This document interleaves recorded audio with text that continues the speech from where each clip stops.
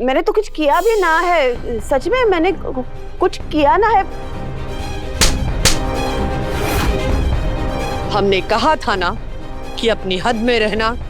पर नहीं, तुम्हें हर जगह आग लगानी ही होती है, मौका मिलते ही शिकायत करना शुरू। तुम्हें क्या लगा हमें समझ में नहीं आएगा?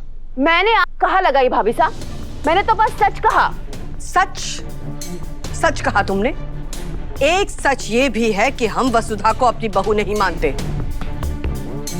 इसलिए अगर वसुधा और देव की शादी के बारे में तुमने माजी सा के सामने कुछ भी बोला ना, तो हमसे बुरा कोई नहीं होगा सारिका।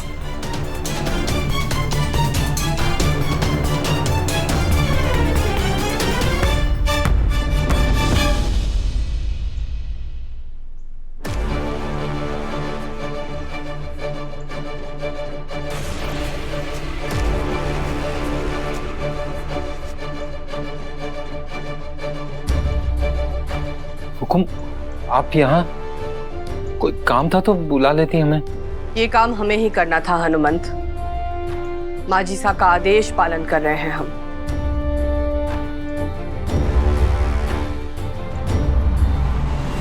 हमने तुम्हें माजीसा के सामने जाने से रोका। ये बात उन्हें बिल्कुल पसंद नहीं आई, इसलिए उनका आदेश है कि हम खुद यहाँ आकर तुमसे माफी मांगे और तुम्हें अपने साथ उनके पास लेकर जाए।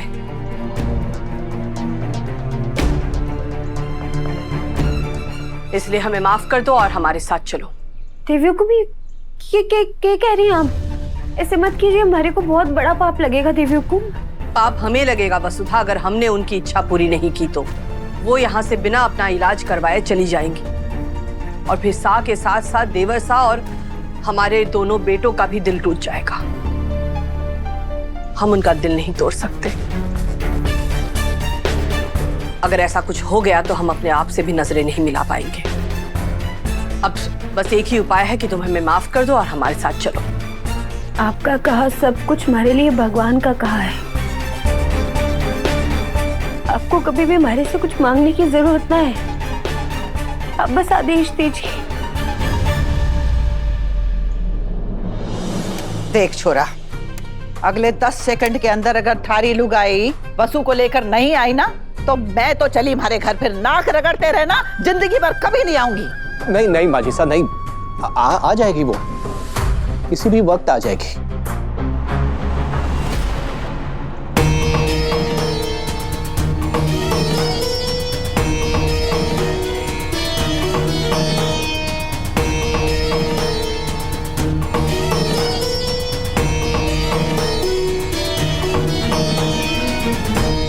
आ गई, आ गई। लो, आ गई।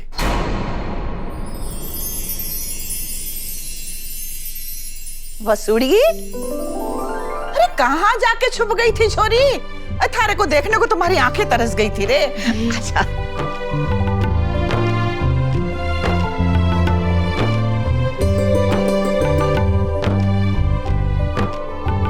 कुछ नहीं, कैसी है तू?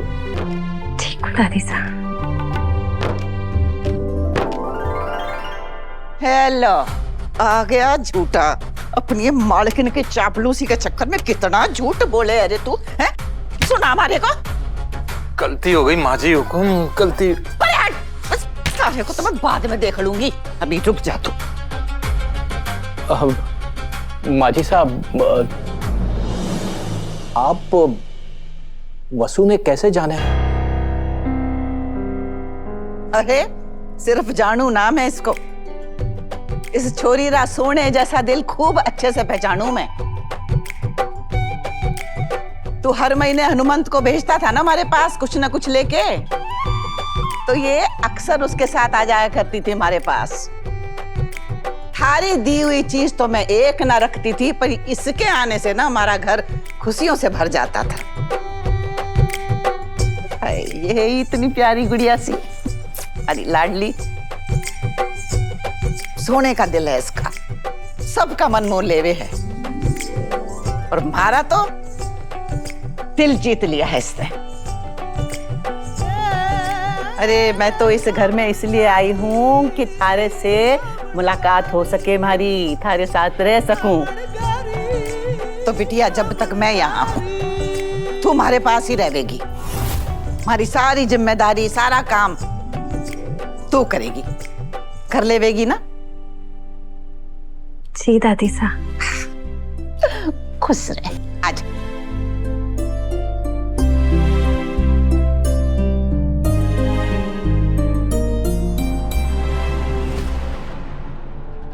हम वसुधा को माझी सास से इसीलिए दूर रखना चाहते थे कि देव और इसकी शादी का सच इनके सामने ना आए। अब पता नहीं क्या होगा।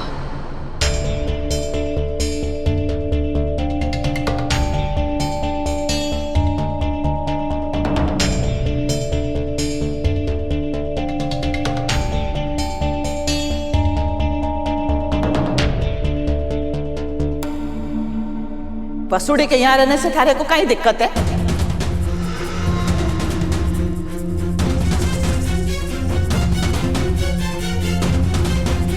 आपका घर है माजी साहब, आप बस हुक्म कीजिए।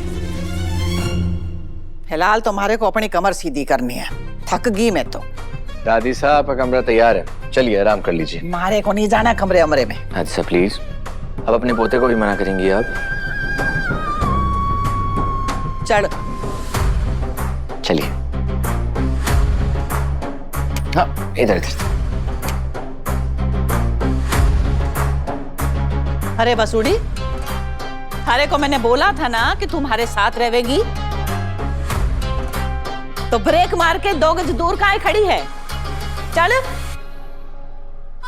हमारे समय में सास का सामान बहू के अलावा कोई और ना उठा सके था, पर आजकल की बहुएं आर्डर झाड़ के ही खुश हो जावे हैं। सही कह रही हूं ना मैं? माजी साहब चलिए, हम आपका सामान लेकर आते हैं। अति भी हुक्म।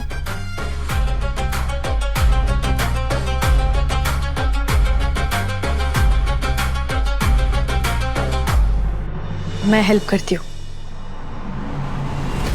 अरे सास की सेवा करने का धर्म बहू का होवे, पोत बहू का ना।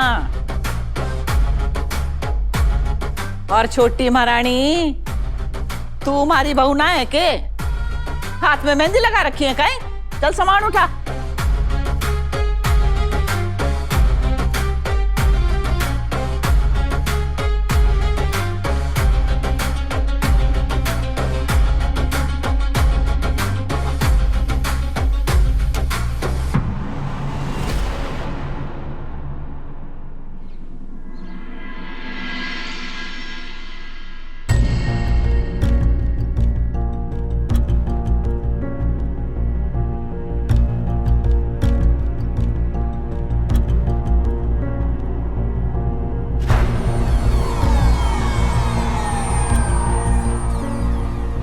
हमने ईमानदारी से कोशिश की सा, हम सच कह रहे।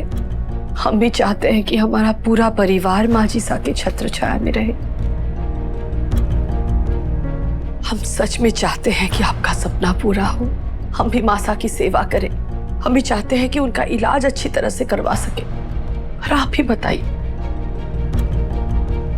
अगर हर बार हमें सामने देखते ही वो इतना गुस्सा करने लगे तो उनकी तबीयत और बिगड़ सकती है ना। इसलिए बेहतर यही होगा कि हम उनके सामने ना जाएं। चंदा, चंदा, मैं मानता हूं कि उस घटना के बाद माझी साहब और तुम्हारे रिश्ते के बीच खटासी आ गई, लेकिन मुझे ये भी पता है कि तुम किसी का भी दिल जीत सकते हो।